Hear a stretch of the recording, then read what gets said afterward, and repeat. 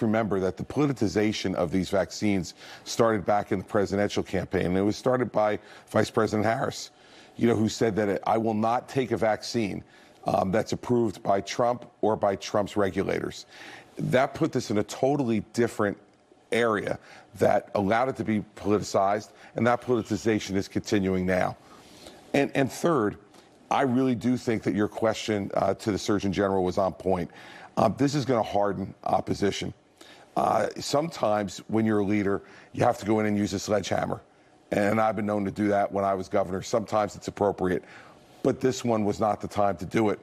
We have to be persuasive. We have to continue to persuade. And I know that takes time. How do you respond to the argument that that wasn't working, and that when you look at the mandates, whether it's the Veterans Department, whether it's DOD, whether it's the workplaces like Tyson's that Dr. Murthy cited, that when you have the mandates, they work? Look, working for the government and ordering government workers to have a mandate, there is one thing. Extending that to 2/3 of all the jobs and making it either get vaccinated or not, it's also contradictory logically, George.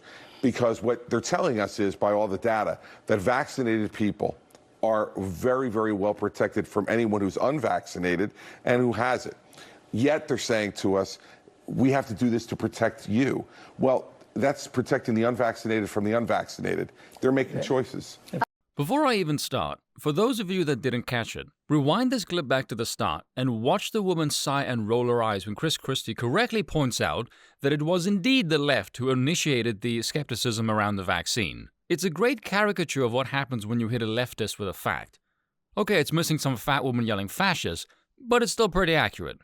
But he's right, it was Kamala who said she wouldn't take the shot if Trump said to take it, and Biden asks who's going to be the first to take the shot. Then the second they get into office, oh, suddenly the vaccine is so effective. We've made it safe.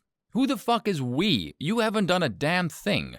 It's still the same people, same ingredients, same drugs, same company, which goes to show you the politicians have no standards, no convictions.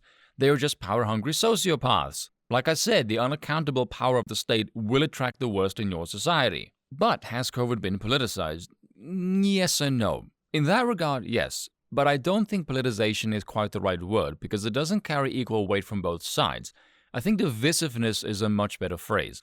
The politics only comes from one side, the left. They're the ones pushing policy with regards to COVID. You don't see the right doing this unless it's in opposition to some crazy anti-science BS the left is pushing, which is why I think divisiveness is a more appropriate word, because it highlights the split in society along the lines of pro-risk versus risk-averse. Because the left are terrified of COVID and think the state can legislate safety, which is in itself fucking stupid and literally impossible, and the right is simply, yeah, leave me the hell alone, you're not going to tell me I need some dodgy shot in order to engage in commerce. I only consider one of those positions to be political because the position on the right is not one that requires political engagement. The state is not a boon for freedom, it is a hindrance to it.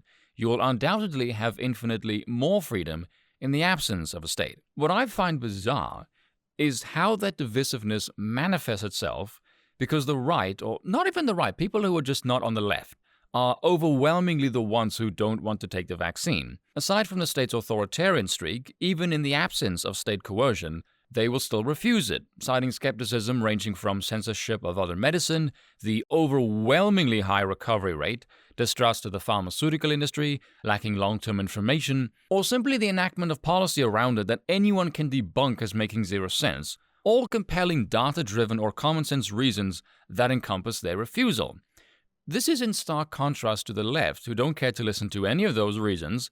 They can't provide an adequate rebuttal to any of it, which is pretty funny coming from a group of people who say follow the science. Bear in mind the same people who say follow the science, global warming is real, also say math is racist. Yeah, good luck with that. How these people have any credibility and not ostracized from society through mockery and ridicule for their sheer stupidity is the failure of my generation. But there is something I want to discuss about the phrase follow the science, because that's an interesting phrase. Note the language in the phrase. It's not question, listen to, or take note of. It's follow. Follow implies obedience. That is coded language. What it means is follow authority. And by authority, they mean the state. Progressivism is not a science, it's a religion. And they worship a sort of de facto caste, a sort of priesthood, baptized into a higher-tier figure by association with the state. And they are to be obeyed without question. What they have, in the absence of a religious text, is a doctrine of progressivism, and this whole COVID debacle is just another chapter in said doctrine. They don't follow the science, they follow their science, a state-approved declaration of what is truth. This becomes very apparent once it's pointed out that literally every single thing the left advocates for is through government. I think the Biden administration failing at everything in record time is a perfect example of why advocating for government intervention is a level of retard that's frankly suicidal. This explains why the left has so many college-educated people, quote-unquote, but none of them can actually think. They're indoctrinated into the cathedral of these institutions, eradicating free will and greatly disintegrating any semblance of independent thought. They are molded to be part of a hive mind. And how the left perceives the politicization to me shows the complete absence of any depth of thought. They look at who isn't taking the vaccine, see it's quite a high concentration of more conservative-minded people, and assume that variable is the driving force behind their hesitation, rather than a myriad of other reasons beyond the realm of politics that would far more accurately account for their decision to say no. And that's all for today. Until next time.